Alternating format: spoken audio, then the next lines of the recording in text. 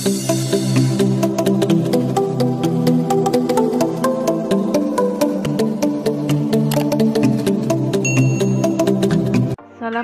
warahmatullahi wabarakatuh. Bertemu lagi di Nurhid Official, saya Nur Hidayah. Kali ini kita akan membahas materi tentang menulis cerita pendek atau cerpen. Setelah mempelajari materi ini, nantinya diharapkan siswa mampu untuk yang pertama, menentukan topik tentang kehidupan dalam cerita pendek. Yang kedua, menyusun cerita pendek berdasarkan pengalaman dengan memperhatikan kelengkapan unsur-unsur cerita pendek. Dan yang ketiga adalah menyusun cerita pendek dengan memperhatikan unsur-unsur pembangun cerita pendek. Ketika kita akan menulis cerita pendek, tentunya kita akan melihat bahwa setiap orang pernah mengalami peristiwa baik itu yang menyenangkan ataupun tidak menyenangkan. Peristiwa tersebut dapat dituangkan menjadi sebuah cerita pendek. Pada dasarnya, langkah-langkah untuk menyusun cerita pendek hampir sama dengan menyusun karangan biasa. Langkah-langkah yang dimaksud yang pertama adalah menentukan tema. Tema disebut juga dengan pokok pikiran. Tema adalah sesuatu yang menjadi dasar cerita. Tema dalam cerita akan menjiwai cerita atau sesuatu yang menjadi pokok masalah dalam cerita. Tema dalam cerita pendek biasanya tentang cinta kasih, persahabatan, persoalan nasib, atau bisa juga berkaitan dengan kehidupan rumah tangga. Dan yang kedua, menentukan pusat pengisahan atau disebut juga dengan sudut pandang. Pusat pengisahan atau cara pengarang menempatkan diri terhadap cerita dari sudut pandang pengarang memandang ceritanya. Pengarang memiliki bermacam-macam teknik dalam menceritakan suatu cerita. Teknik yang pertama adalah pengarang serba tahu, di mana di sini pengarang sebagai orang ketiga. Pengarang biasanya menggunakan kata dia atau ia untuk tokoh utama. Sebagai contohnya, mendadak ia teringat murka suaminya yang membahana kemana-mana saat itu. Ia berlari mengambil kapur ajaib. Digoreskannya melintang pukang di jalur masuk rumahnya. Semacam mantra ajaib Sang Sri Rama guratkan mengelilingi tanah pijakan Dewi Sinta agar tak ada yang bisa menculiknya. Sekilas ia tersenyum lega. Malam ini tidurnya bisa nyenyak. Namun, tak lama ia sadar, bukankah akhirnya Dasamuka berhasil menembus lingkaran perlindungan dan menculik Sinta? Pada bagian ini ada kata iya.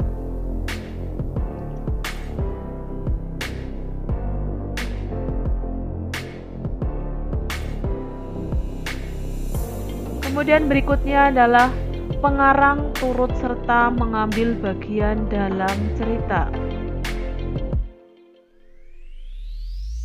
Atau dalam hal ini ya ada penggunaan sudut pandang orang pertama.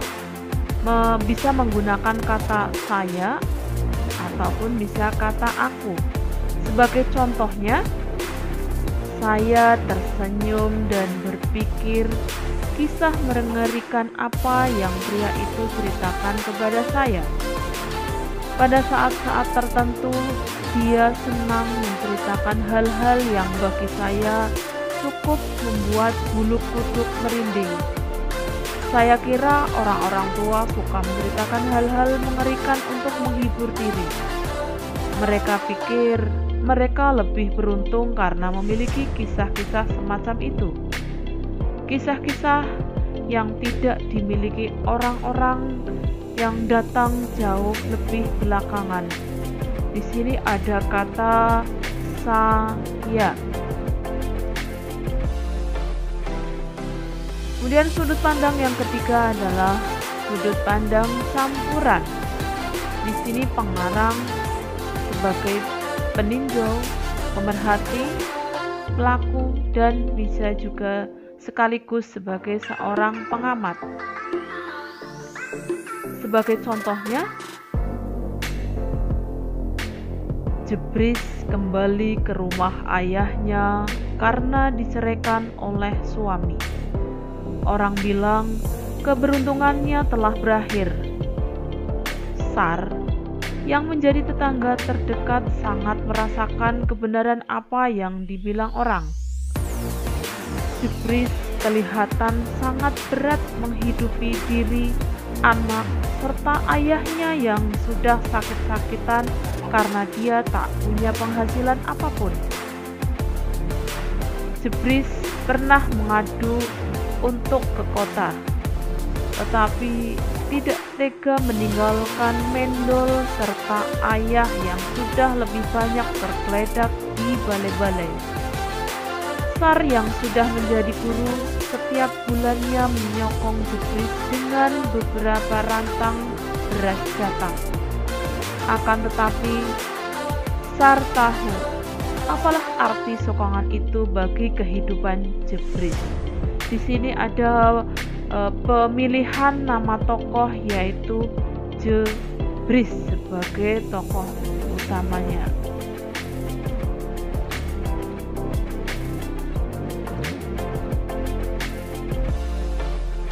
Kemudian yang ketiga, menentukan perwatakan. Untuk menentukan perwatakan, ada beberapa metode yang bisa dipakai. Yang pertama adalah metode analitik. Yang dimaksud dengan metode analitik, di sini pengarang secara langsung akan memaparkan watak tokoh dengan cara menyebutkan sifat-sifat dari pengarang dengan cara mencantumkan secara langsung watak tokoh. Sebagai contohnya, ada penyayang, keras kepala, sombong, rendah hati, pemalu, ataupun bisa bengis, atau bisa watak-watak yang lainnya. Sebagai contohnya, seminggu berlalu. Kaki kiri Tantri tak bisa digerakkan, namun ia tetap ke sekolah. Ganggas, ayah Tantri, harus menggendongnya setiap pagi ke sekolah dan setiap siang saat pulang ke rumah. Ganggas seorang ayah yang kuat secara fisik dan mental, sekaligus penyayang keluarga. Tadi disebutkan di sini watak, menentukan perwatakan dengan metode analitik atau secara langsung. Pada contoh di sini, penulis mencontohkan tentang watak yang digambarkan secara fisik kuat, ya, secara mental juga kuat, sekaligus penyayang. Penulis menuliskan secara langsung watak yang dimaksud. Ini yang bertuliskan merah. Metode yang kedua yaitu metode dramatik. Yang dimaksud dengan metode dramatik merupakan metode untuk penggambaran watak tokoh yang tidak diceritakan secara langsung oleh pengarangnya, tetapi bisa melalui aspek-aspek. Aspek-aspek yang dimaksud di sini adalah sebagai berikut. Yang pertama ada pilihan nama.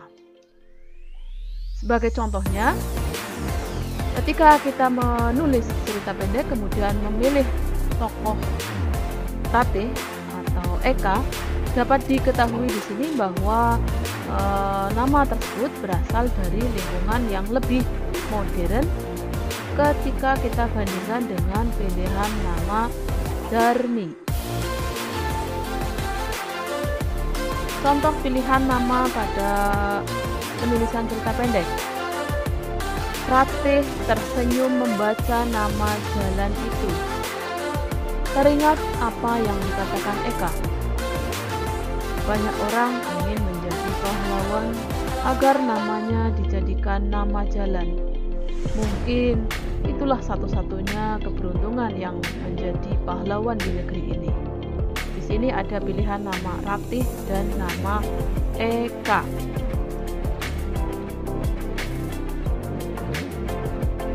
Aspek berikutnya, penggambaran fisik.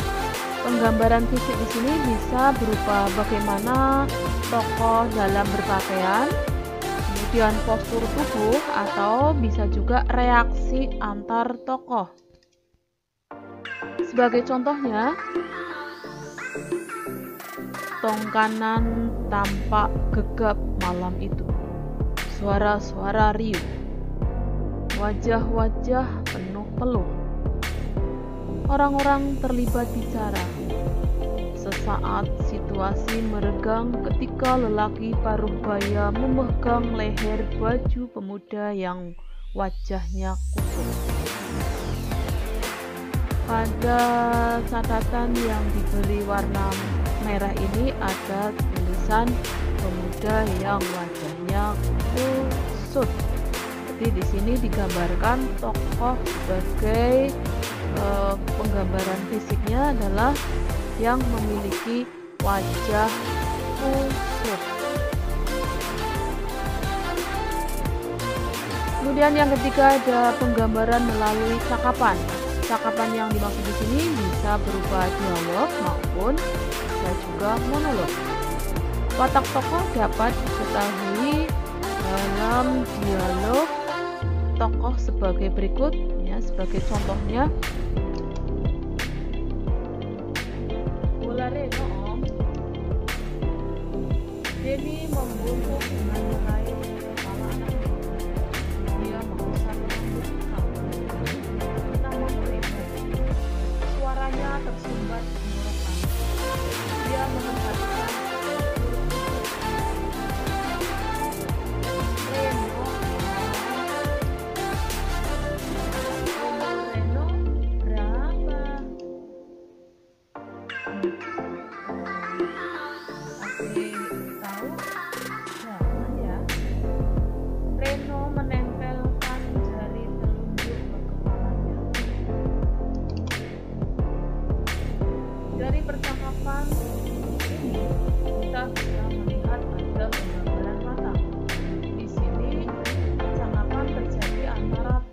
Reno dengan Denny.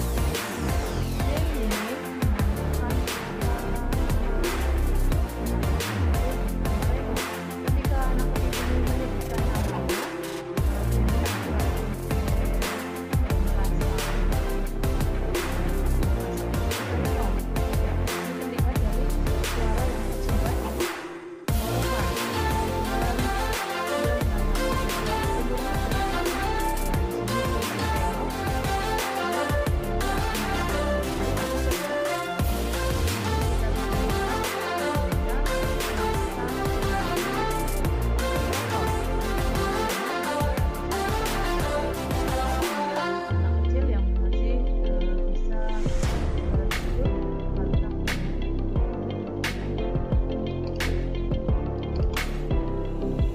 Kemudian berikutnya yang keempat, menentukan latar atau setting. Latar merupakan keterangan tempat atau ruang. Bisa juga waktu, jam, maupun suasana yang terjadi. Aku melihat Merlin jalan dalam tidur pertama kali pada pukul 4 dini hari. Dia sedang bersandar di tembok di depan rumahnya. Tidak lama pintu terbuka dan seorang lelaki yang tertutup tapi masih mendengar percakapannya yang terjadi sesudah. Merlin, terdengar suara ibunya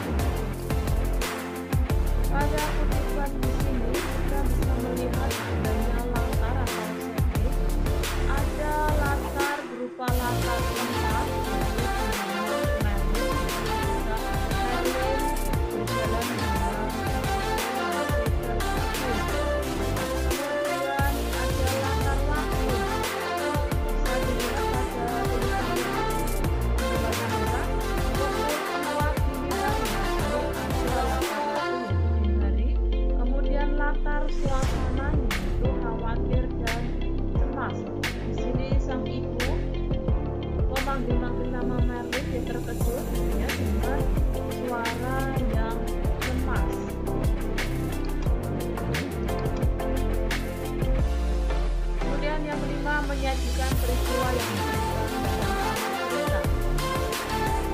Alur cerita merupakan jaringan atau rangkaian peristiwa dalam suatu cerita yang memiliki hubungan sebab akibat. Alur terbagi menjadi beberapa tahap. Yang pertama adalah tahap penutuasian. Tahap ini merupakan tahap pembuka cerita. Pemberian informasi awal berfungsi untuk melandasi cerita yang dipecahkan pada tahap berikutnya. Dan tahap yang kedua adalah tahap pemunculan konflik. Pada tahap ini sudah mulai muncul konflik di bagian awal, yang kemudian nantinya konflik-konflik tersebut akan semakin berkembang pada tahap-tahap berikutnya.